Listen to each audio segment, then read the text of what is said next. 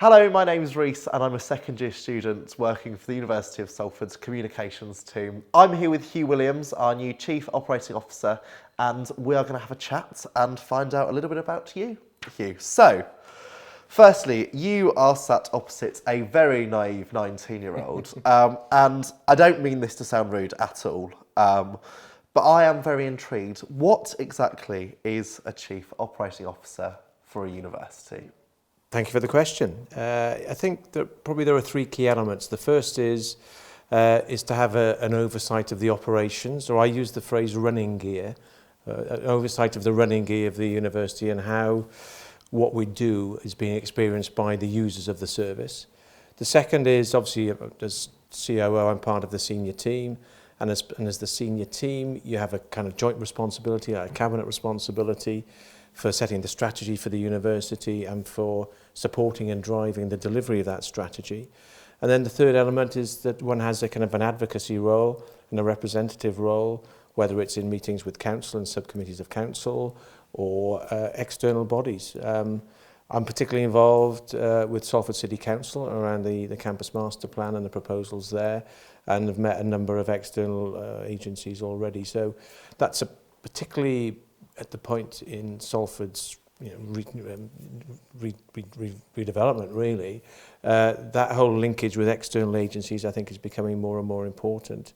And the ability for us as a university, working with others to get, forgive the phrase, but bigger bang for the buck, is the way to get things done is by working with other organisations. I mean, that's it. So you know, obviously you've got a lot going on. I think in quite a colloquial term there. Yeah. You know, you're quite a busy man. So you've been at the university now. How long have you been here? A fair few months now. 2 months, yeah. 2 months. Okay. So how are you finding it? Is that okay?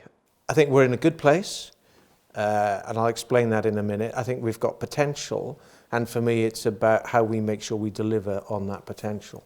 So why are we in a good place? We're in a good place because we're able to recruit students, and our student population is growing. So we must be offering a good experience, and that's endorsed by our latest NSS scores, as good as they've been since 2014.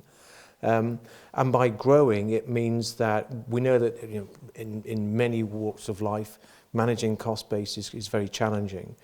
No different in the university sector. We are growing. We're one of probably only 25% of the whole university sector that's growing. That allows us to manage the cost base and give ourselves a choice. So we are able to make our own decisions in terms of what we take forward and what we don't. Institutions which are facing difficult financial position will inevitably have to focus on probably reducing their cost base because their income is either static or reducing.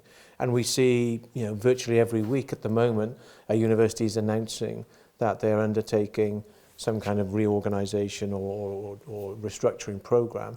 Salford is absolutely not in that position. So we are in a strong position at the moment. It's interesting to know that there's a lot for the future of the university. There's a lot that we've got lined up, and I think sometimes when you hear these phrases like the campus master plan, etc., people hear about it, but they don't necessarily know where we are with it and what the plans are. I mean, we've got a PDF file on the website which you can have a look at, and kind of for a lot of members of staff that may be their only encounter with the campus master plan. So is part of your role going to be kind of making projects like these more accessible to members of staff? Communication is a key part of this. So if by accessibility it's about communicating where we are and bringing people on the journey with us, then absolutely that's where we need to get to. But it has to be within a context. So I know that recently the Vice-Chancellor has given State of the Nation addresses, in a sense, in terms of the context in which Salford is working. We need to follow that up and say why the One Digital Campus, why the Campus Master Plan, why Fit for the Future, why these are key things which are actually helping us to address the context that has already been articulated and hopefully has been well communicated. So Rhys, going back to the whole thing about communication, absolutely that's a very key thing for me to start moving on virtually immediately. I have a meeting today to talk about do we put a brand to the campus master plan? And if we do, what are we trying to build by having that brand there? But it is a way of trying to bring it to life so that people know what's happening. People know where the successes are. People know some of the issues that we will face. Yeah, a key point for me to take forward in the very near future. Fantastic. I want to take you back a little bit now to you spoke very positively about your first impressions of the university, and this is something which I think is quite interesting, following on from what you just said about the campus master plan.